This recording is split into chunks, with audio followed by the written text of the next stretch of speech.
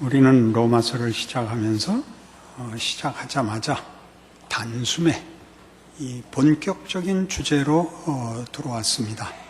복음은 무엇인가? 복음이 왜 필요한가?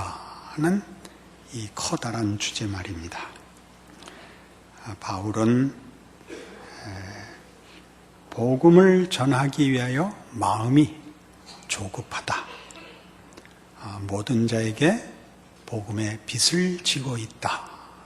할 수만 있으면 단숨에라도 너희에게 달려가기를 원한다. 이렇게 시작을 하고 있습니다. 그리고 이어지는 이 로마서의 앞부분에서 바로 이 문제, 그렇게 복음에 대하여 열망을 가지며 조급한 마음을 가지며 빚진 자 같은 애타는 마음이 된 이유를 설명합니다. 복음은 왜 필요하냐?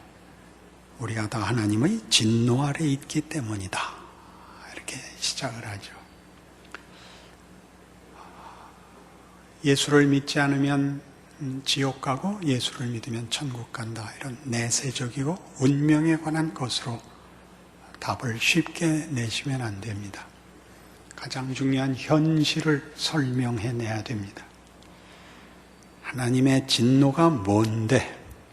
불의한 자들과 불경한 자들에게 내리는 하나님의 심판이기 때문에 무섭다. 다른 어떤 기준도 아니고 하나님과의 관계를 기준하여 하나님이 심판하시고 혹은 복 주신다. 하나님이 누구시고 하나님을 믿지 않는다는 것이 어떻게 객관적으로 잘못일 수 있느냐? 너희 안에 하나님을 알만한 것이 있다. 온 천지에 하나님에 대한 계시가 있다. 너희가 핑계댈 수 없다. 무엇에서 그 증거가 있느냐? 너희가 우상을 만드는 데 있다. 너희는 스스로를 만족시킬 수 있는 능력에 있어서 한계가 있다는 걸 안다. 너희의 욕구와 소원 속에는 너희 자신의 존재와 능력을 넘어서는 것이 있다. 너희는 신을 찾고 있다. 그러나 그것을 언제나 왜곡시키고 부패시켜 너희보다 하찮은 것으로 만들거나 너희의 수단으로, 그래서 욕심을 정당화하는 데만 쓰고 있다. 그래서 하나님의 심판은 당연할 수밖에 없다. 왜? 너희 안에 하나님을 찾는 마음을 준 이 거룩하고 영광된 것을 부패시켜 하나님을 모독하고 그 하나님의 기쁜 창조물인 너희 자신을 더럽게 만들고 있기 때문에 하나님은 가만히 있으실 수 없다. 그럼 그 심판이 도대체 어떻게 나타나는가? 너희를 너희의 선택과 욕심에 내버려 두심으로 그리하셨다. 이게 오늘 본문입니다. 24절이죠. 그러므로 하나님께서 그들을 마음의 정욕대로 더러움에 내버려 두셨다. 26절에 반복됩니다. 이 때문에 하나님께서 그들을 부끄러운 욕심에 내버려 두셨다. 28절 또한 그들이 마음에 하나님 두기를 싫어하며 하나님께서 그들을 그 상실한 마음대로 내버려 두셨다. 어느 벌 받을 곳에 그들을 잡아둔 것이 아니라 자기들이 선택한 것이 무엇인지를 보게 했다. 그게 무엇이든가요? 여기 나오는 대로 그 정욕의 더러움, 부끄러운 욕심, 상실한 마음. 그것은 우리가 선택한 것이며 우리가 자초한 것이다. 그것이 하나님의 벌이었다. 너희들이 선택하고 너희들이 원한 것이 무엇인지 보도록 한 것이 하나님의 심판이었다. 하나님을 외면하자, 하나님이 없는 자리와 경우와 현실을 만들자, 모든 것은 부패할 수밖에 없었다. 모든 것은 더러울 수밖에 없었다. 모든 것은 비참할 수밖에 없었다. 무슨 얘기 같아요? 인류 역사죠. 인류 역사고 현실입니다. 아무도 부인할 수 없는 현실입니다. 가끔 사람들은 순진한 변명을 합니다. 원래 인류 역사에서 그 문학의 가장 중요한 서사 중에 하나가 이것이랍니다. 순진한 바보가 부패한 세상 속에 들어가 놀라운 일을 당하지만 그 순진함을 꿋꿋이 지켜가는 것. 이것이 문학적 서사의 대부분을 차지하는 서사랍니다. 그렇지요? 그러나 본인이 의도하지 않았다든가 악의를 갖지 않았다든가 몰랐다든가 하는 것은 지금 로마서가 증언하려는 이 말에 다 튕겨져 나가버립니다. 그래도 현실이다. 모르고 밟았습니다. 모르고 먹었습니다. 상관없이 잘못된 것을 먹으면 죽습니다. 모르는 데를 밟으면 빠집니다. 우리는 계속 우기고 있다는 거죠. 이런 반론을 핀 사람들 잘 아시죠? 세상이 어쩜 이렇게 참혹한가? 하나님이 지으셨는데 왜 이 모양인가? 하나님은 뭐 하고 있는가? 네가 원한 것이다. 너희가 나를 외면하여 자초한 것이다. 하나님의 심판의 현장입니다. 여러분들이 여기 나열된 것들은 여러분들이 좋아하건 싫어하건 상관없이 그것이 도덕적으로 어떻고 저렇다고 비판할 필요 없이 참혹한 현실입니다. 부인할 수 없는 현실입니다. 여러분 저녁 뉴스 때마다 만나는 것들입니다. 우리가 자초한 것입니다. 기독교가 너무 몬다 그런 생각이 드십니까? 아니 하나님 얘기할 것 없고 복음 얘기할 것 없이 성경이 들이대는 현실에 대한 증거보다 더 분명한 증거가 또 있나요? 무슨 다른 어떤 르뽀가 어떤 폭로가 현실을 성경보다 더 잘 증언하나요? 누가복음 15장에 가시면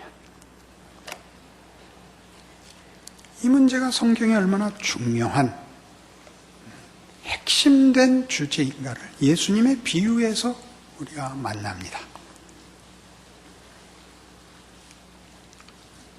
누가복음 15장 11절 또 이르시되 어떤 사람에게 두 아들이 있는데 그 둘째가 아버지에게 말하되 아버지요 재산 중에서 내게 돌아올 분깃을 내게 주소서 하는지라. 아버지가 그 살림을 각각 나누어 주었더니 그 후 며칠이 안 되어 둘째 아들이 재물을 다 모아가지고 먼 나라에 가 거기서 허랑방탕하여 그 재산을 낭비하더니 다 없앤 후 그 나라에 크게 흉년이 들어 그가 비로소 궁핍한지라. 가서 그 나라 백성 중 한 사람에게 붙여 사니 그가 그를 들러보내어 돼지를 치게 하였는데 그가 돼지 먹는 쥐업 열매로 배를 채우고자 하되 주는 자가 없느니라. 이에 스스로 돌이켜 이르되 내 아버지에게는 양식이 풍족한 품꾼이 얼마나 많은가. 나는 여기서 주려 죽는구나. 내가 일어나 아버지께 가서 이르기를 아버지 내가 하늘과 아버지께 죄를 지었사오니 지금부터는 아버지 아들이라 일컬음을 감당치 못하겠나이다. 나를 품꾼의 하나로 보소서 하리라. 잘 아시는 탕자 비유입니다. 이 탕자 비유의 그 핵심되는 내용은 오늘 우리 로마서 1장 24절에서 끝절까지 내용과 정확히 일치합니다. 작은 아들이 한 것은 자기의 선택입니다. 아버지의 통치와 영역 또는 우리가 자주 얘기하는 식으로 속박을 벗어나 자유를 선택한 것입니다. 먼 나라, 하나님의 통치가 아닌 나라로 가서 그가 아버지에게서 받아온 것 다 소진하고 흉년이 들어 줄입니다. 돼지치기가 되었는데 돼지가 먹는 쥐엄 열매도 배불리 먹을 수가 없어서 드디어 생각합니다. 아버지의 집에는 양식이 풍족한 하인들이, 품꾼들이 얼마나 많은고 이렇게 돌아봅니다. 중요한 표현입니다. 아버지는 얼마나 부자인가, 아버지는 나한테 얼마나 잘해줬는가가 아니라 아버지의 집에는 품삯이, 양식이 풍족한 품꾼이 얼마나 많은가.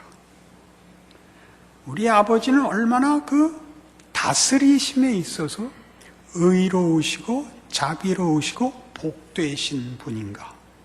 거기서는 하인들마저도 풍족한 품삯을 받는데 나는 홀로 나오는 바람에 몰려서 쥐엄 열매 하나도 배불리 먹을 수가 없게 되었구나. 그러니 다른 거 다 그만두고 돌아가 아들 노릇도 말고 품꾼의 하나로 아버지의 나라 가서 살겠다. 주의 성전에서 하루가 첫날보다 아름답습니다 라는 시편 기자의 고백이 일치하지요. 하나님의 통치, 하나님이 누구신가에 대해 이거보다 더 분명할 수는 없습니다. 우리 모두가 우리의 삶 속에서 만나는 비극입니다. 하나님 부재의 현실, 인간끼리 만든 세상, 하나님에게서 받아온, 아버지에게서 받아온 세계와 우주와 원칙이 면면히 흐르고 있지만 모든 것이 다 우리를 행복과 영광으로 가는 길을 막고 있습니다. 우리가 자초한 것입니다. 하나님을 내쫓고 우리끼리 있자. 그 거대한 유산이, 그 하나님의 축복과 영광의 존재가 그 목적을, 내용을, 현실을 아무것도 남겨놓지 못한 채 부끄러움과 더러움으로 부패시킵니다. 멸망밖에 남는 것이 없게 됩니다. 그게 이 탕자의 비유에서 중요한 것입니다. 돌아가자 이렇게 되죠. 32절에 가면 이 내 동생은 죽었다가 살아났으며 내가 잃었다가 얻었기로 우리가 즐거워하고 기뻐하는 것이 마땅하다. 이렇게 끝납니다. 이 주제는 누가복음 15장에 나오는 세 가지 비유에 공통된 것입니다. 첫 번째는 그 잃어버린 양 한 마리 찾는 이야기입니다. 그 중에 하나를 잃어서 99마리를 들에 둔 채 그 하나를 찾아 나서고 5절 또 찾아낸 즉 즐거워 어깨에 메고 집에 와서 그 벗과 이웃을 불러 모으고 말하되 나와 함께 즐기자. 나의 잃은 양을 찾아내었노라 하리라. 내가 너희에게 이르노니 이와 같이 죄인 한 사람이 회개하면 하늘에서는 회개할 것 없는 의인 99으로 말미암아 기뻐하는 것보다 더하리라. 하나를 찾는 기쁨. 두 번째는 드라크마입니다. 잃어버린 하나를 찾은 기쁨. 9절 보시면 또 찾아낸 즉 벗과 이웃을 불러 모으고 말하되 나와 함께 즐기자. 잃은 드라크마를 찾아내었노라 하리라. 내가 너에게 이르노니 이와 같이 죄인 한 사람이 회개하면 하나님의 사자들 앞에서 기쁨이 되니라. 찾는 기쁨. 기쁨이라는 것은 여기서 그 찾은 대상이 다만 한 물건에 불과하지 않다는 그 주인의 어떤 더 깊은 관계성을 묘사하고 있지요. 찾고야 말겠다는 의지가 동원되고 찾은 기쁨이 이웃과 함께 나눠야 될 만큼의 큰 것입니다. 다만 소유와 어떤 물량이 불어나는 것과는 다르죠. 그리고 같은 주제를 세 번째 와서는 탕자 비유입니다. 아들이 나가겠다고 우기고 아버지는 보냅니다. 오늘식으로 얘기하면 버려둡니다. 그의 요구를 받아들입니다. 그것이 뭔지 생각해야 됩니다. 하나님은 왜 그걸 받아주셨을까? 그건 무시무시하기 어려운 문제입니다. 우리 생각엔 붙들어 매뒀으면 제일 좋겠습니다. 그럼 아마 평생 찌푸리고 살았을까요? 그죠? 하여튼 하나님은 놓아두셨습니다. 절대 놓치지 않을 분이. 앞에 두 개는 분명히 잃어버린 것이었습니다. 세 번째는 자기가 나가는 것을 허락합니다. 우리는 이 문제를 더 다룰 것입니다. 로마서에서 더 다룰 것입니다. 중요한 내용은 여기 있습니다. 우리에게 그 선택권을 줬고 그 선택이 무엇인가를 우리에게 알도록 긴 시간을 주었습니다. 긴 시간. 왜 세상이 이 꼴이냐? 하나님 뭐 하시냐? 이 전쟁의 비극을 보시라. 그런데 하나님이 그렇게 하신 것이 아니다 이거죠. 우리가 자초한 것입니다. 그는 누구에게도 핑계댈 수 없는 우리가 한 일들입니다. 마이클 호튼의 글에 이 문제에 대한 아주 좋은 글이 있어서 인용합니다. 성경은 복음이 바로 실패한 이들에게 좋은 소식이라는 것이며 우리 자신이 기준이 아닌 하나님의 관점에서 현실을 볼 때 우리 모두가 실패자들이라는 것이다. 영광, 권능, 위로, 건강, 그리고 부를 향한 요구는 이에 대한 갈망과 환멸이라는 악순환을 만들어낸다. 그런 환경 속에서 너무 약해져 버린 영혼들은 위기를 만나게 되면 적절히 반응할 만한 힘을 가질 수 없다. 우리는 세상이 제공해주는 해결을 갈망하는 욕구의 노예가 되어버린다. 천박한 희망의 희생자가 되어버리는 것이다. 세상은 우리를 행복하게 해줄 무엇을 항상 약속하고 여기에 너무 쉽게 설득되는 우리는 또한 아주 쉽게 실망하게 된다. 우리 모두가 실패자이죠. 서두에 얘기한 것처럼 순진해서 그랬다는 것이 핑계가 안 된다니까요. 안 된다고요. 순진하게 공 따라 들어가다 지뢰 밟아서 다리가 잘라졌다니까요. 어떻게 그런 무서운 얘기를, 현실이 무섭기 때문에 해야죠. 하나님을 외면한 것이 무엇인가를 똑바로 보셔야죠. 그걸 보지 않고는 돌아갈 수도 없습니다. 내 아버지 집에는 양식이 풍족한 품꾼이 얼마나 많은지 그걸 깨달으라고 그럼 거기 넘겼단 말입니까? 넘기지 않았습니다. 우리가 졸랐지요. 그걸 없앴으면 얼마나 좋을까요? 그러면 무슨 돌이 됐겠죠. 우리는 그 부분에 대해서 잘 모릅니다. 우리의 영혼의 갈증이 하나님 이외의 그 어느 것으로도 만족되지 않는다는 것을 합니다. 어거스틴의 얘기와 같이 하나님을 만나기까지 우리의 영혼의 평안은 없습니다.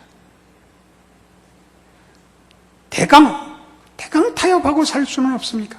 하나님은 그렇게 아니하시겠답니다. 이 문제에 대해 우리는 끊임없는 불평이 있습니다.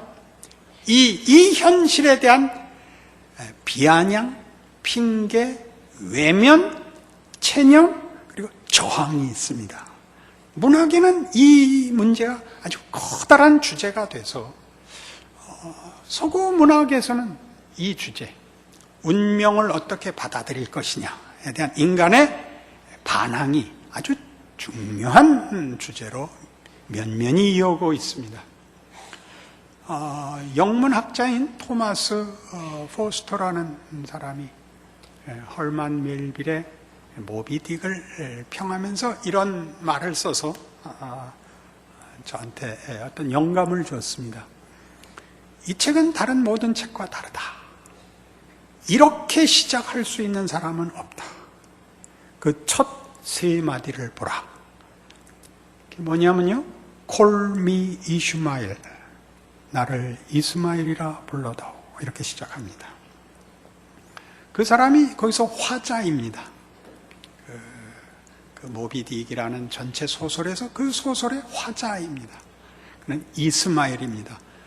서구는 당연히 그랬듯이 오늘날 우리 기독교인들도 알다시피 이스마엘은 서자입니다.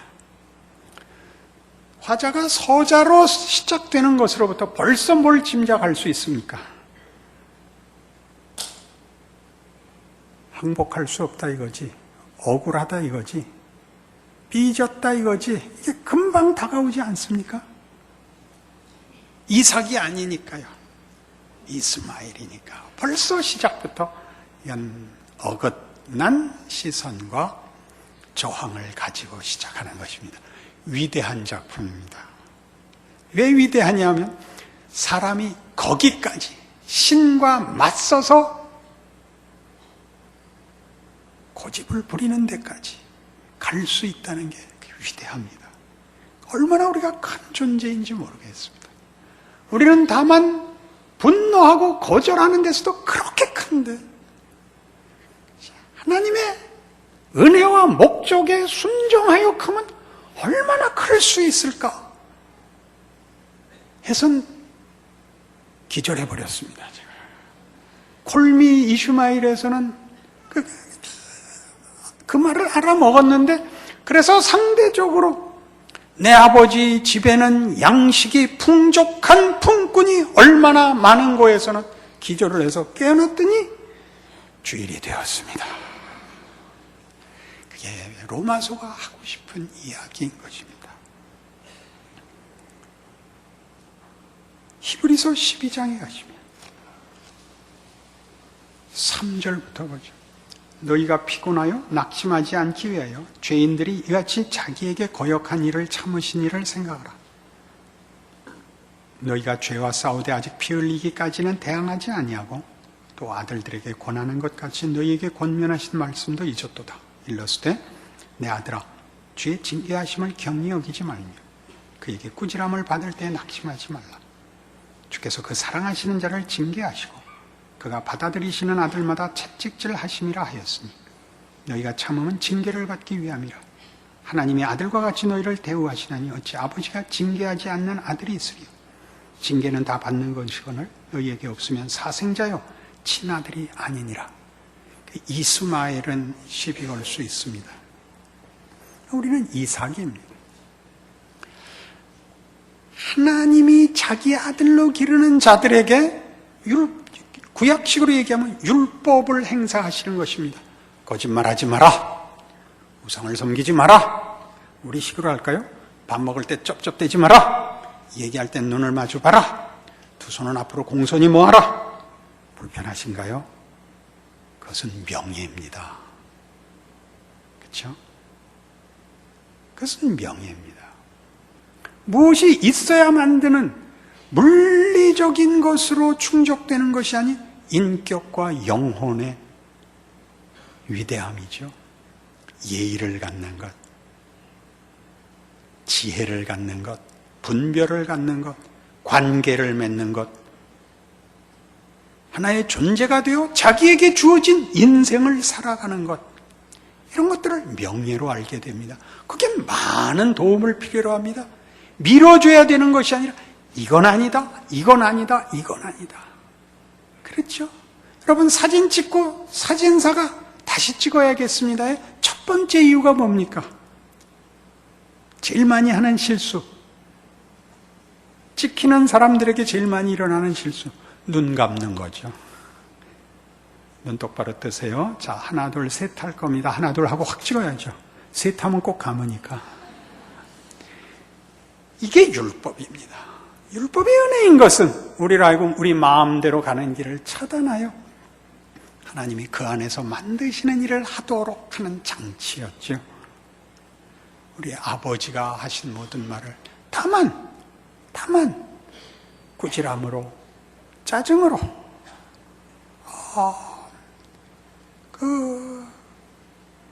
어떤 벌로 이해하는 것은 우리 인생들이 아버지 노릇, 어머니 노릇, 자식 노릇 하는데 우리가 다 우리가 제멋대로였기 때문에 생긴 부작용입니다. 그렇지 않습니다. 그것은 큰 복입니다. 하나님이 우리를 아들로서 대접한답니다. 이 탕자의 비유에 그 아버지의 전 재산을 말아먹고 들어왔는데, 자, 소를 잡아라, 모두를 불러라, 잔치를 하자. 그래서 그 큰아들의 역할이 그겁니다. 아니, 창기와 함께 온 재산을 말아먹은 놈을 얘야 무슨 말이냐? 아들이 돌아오지 않았느냐? 이 말을 들으시 상기하십시오. 여러분의 이 비참한 현실, 왜 이렇게 됐느냐? 우리는 왜 여기까지 왔을까? 돌아갈 수 있을까? 민망과 절망이 가슴속에 가득 찼을 때 무슨 말이냐? 너는 내 아들이 아니냐? 이 말을 기억하십시오. 이 모든 걸 모아서 에베소서 4장에서는 이렇게 멋지게 요약했습니다. 참으로 멋진 성경이라고 생각합니다. 313페이지 에베소 4장 17절 이하에 오늘 우리가 다룬 내용이 이렇게 간략히 되어 있어서 이것만 읽고는 알 수 없으나 오늘 이렇게 로마서를 이해하고 보면 이 말이 얼마나 멋지게 요약됐는지 여러분 이해하게 되실 것입니다. 에베소서 4장 17절입니다. 그러므로 내가 이것을 말하며 주 안에서 증언하노니 이제부터 너희는 이방인이 그 마음에 허망한 것으로 행함같이 행하지 말라. 그들의 총명이 어두워지고 그들 가운데 있는 무지함과 그들의 마음이 굳어짐으로 말미암아 하나님의 생명에서 떠나 있도다.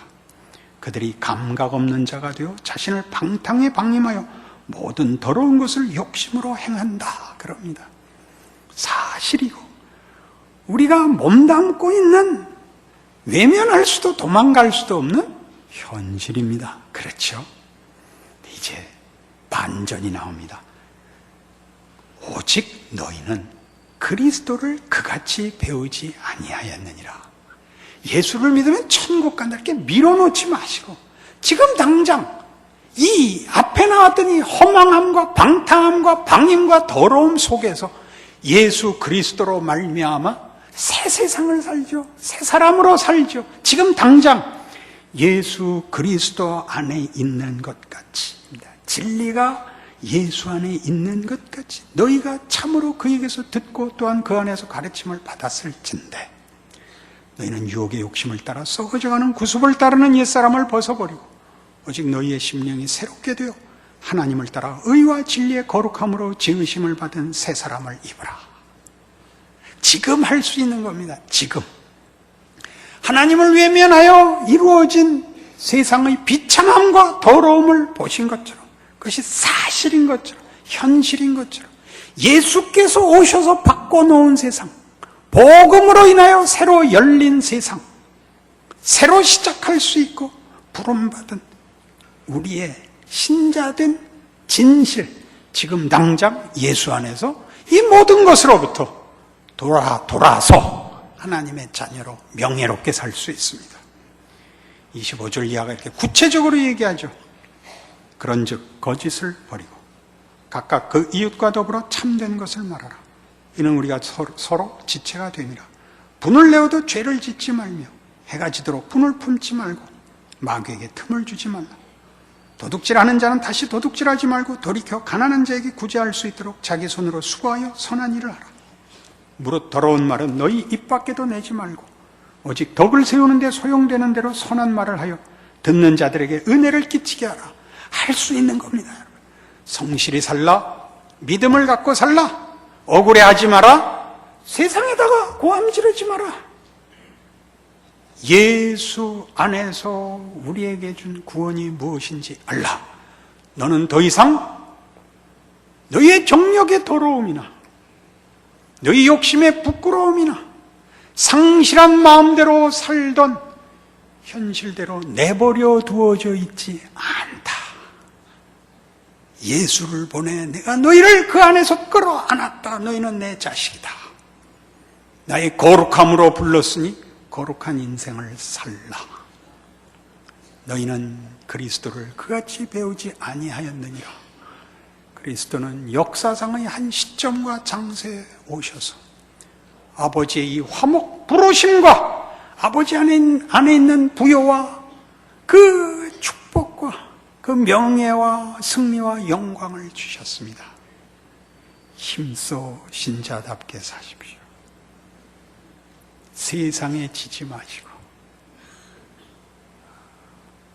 두려워하지 마시고 하나님이 무엇을 행하셨는가, 그 전에 우리는 무엇을 했었던가, 그게 뭘 만들었고 예수 안에서 우리에게 무엇이 생겨났는가 아시는 믿음과 승리와 자랑과 감사와 순종과 기적으로 사시는 여러분의 신자된 인생이 되기를 바랍니다. 기도하십시다. 하나님 아버지, 하나님 없는 세상과 현실의 끔찍함을 우리 다 알고 있습니다. 그때 우리는 버려진 자였습니다. 희망이 없는 자였습니다. 오직 더러움과 수치와 그리고 절망밖에 없었습니다. 이제 예수 안에서 우리가 새로운 사람이 되었습니다. 우리 앞에는 명예가 있습니다. 생명이 있고 진리가 있습니다. 거기는 축복이 있고, 거기는 나눔이 있고 용서가 있고, 거기는 따뜻함과 서로 바라보는 사랑이 있습니다. 그 인생 살게 하옵소서. 세상의 도전과 시험 앞에 지지 말게 하옵소서. 우리가 살고 믿고 만들고 순종하고 누리고 만들어 나가는 일들이 하나님의 기적인 줄 우리와 세상으로 알게 하옵소서. 예수님 이름으로 기도합니다.